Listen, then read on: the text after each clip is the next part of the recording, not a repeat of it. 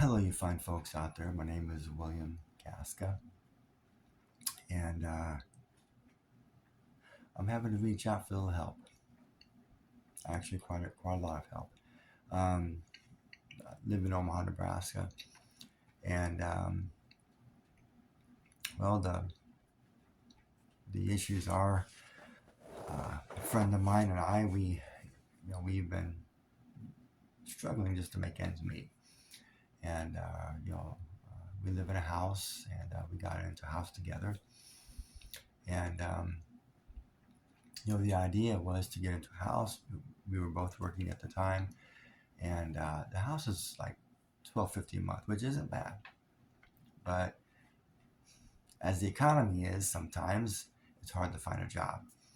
And I happen to land a really good job myself, but my friend, she's been out of work now for a while, and it's not that she hasn't tried. It's just the supply and demand has been quite a bit of a problem. Um, so that being said, I landed a good job. I was been in the process of different job transitions, and it's just, again just the whole idea of supply and demand. And so that said, we have two vehicles, and she has a Jeep Liberty, and I'm driving a Mercury. My older Jeep, it pretty much just fell apart. But I mean, when you got high mileage, sometimes it happens. But that being said, the ball joints in the Jeep were really bad, and I happened to be at work. Just showed up at work. I mean, I have to drive like about 20 plus miles to get to work, and the ball joints in the Jeep were bad, and sometimes you just hit that right bump, and yeah, it just went right out. So one vehicle is down. Good news is it was done at work. Um, the Mercury, however, um, ball joints are an issue, but the main problem that we had with the Mercury was the brakes. Okay, the brakes. Whoever had the car before us, because we've had to purchase both vehicles from private owners. I mean, when you're trying to do the right thing and you're trying to save money, and you're trying to put monies aside, you do what you can. But I mean, you oftentimes don't know what you're getting into either. So with the Mercury, we were told that it had new brakes on it. Well, folks, the fact of the matter is, um, it only had one side of new brakes. I'm not a mechanic, but I've had to learn a lot about mechanics lately to be able to save money.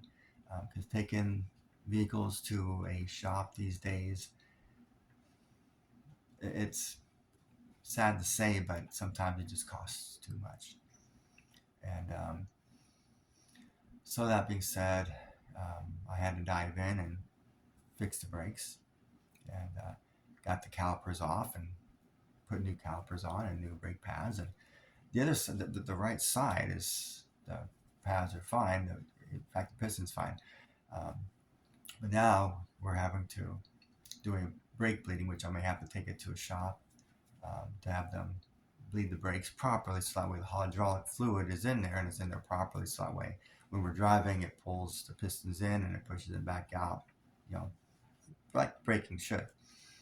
So that's um, an endeavor that I'm going to have to go with.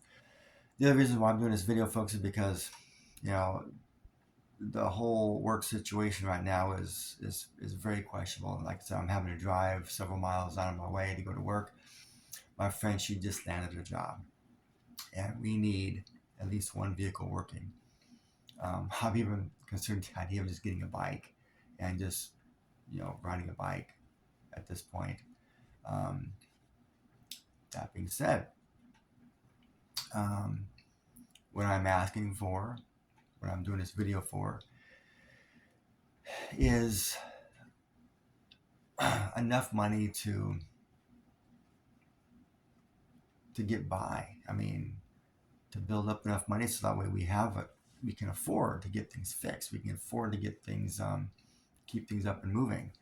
And My job has been very patient with me because they know that we have nothing but car issues, and they're aware of it. I mean, the when the ball joint just snapped right there at work, and they heard it because it was a very loud sound. Um, so my hope is to get enough money brought in to where we can at least get like 6 months of money put aside, so that way when life happens, we have the money for it. Um, of course, food, and she has a small dog, and so we need to be able to take care of the dog, and as many of us know that prices of products have been fluctuating a lot lately, and of course we've had the natural disasters that have been happening, so that's going to put some bearing on prices of just basic everyday goods. And so I'm going to be posting on this page of how much we're shooting for. And I will say that every little bit helps, every little bit counts. Uh, and just know that in the future, folks, that if I end up with more than enough, I mean, yes, it will definitely be a pay it forward for sure. People that go through hard times, they know what it's like. And right now, we're definitely going through hard times.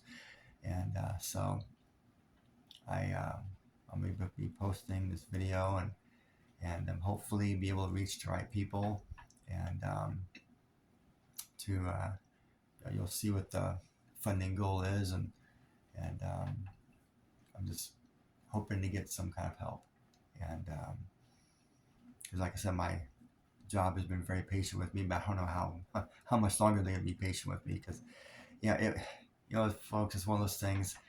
My job would be great if it wasn't so far. I mean, it's about, depending on which route you go, it's about a 20-minute drive. Some routes is about 30-minute drive to get back and forth to work. So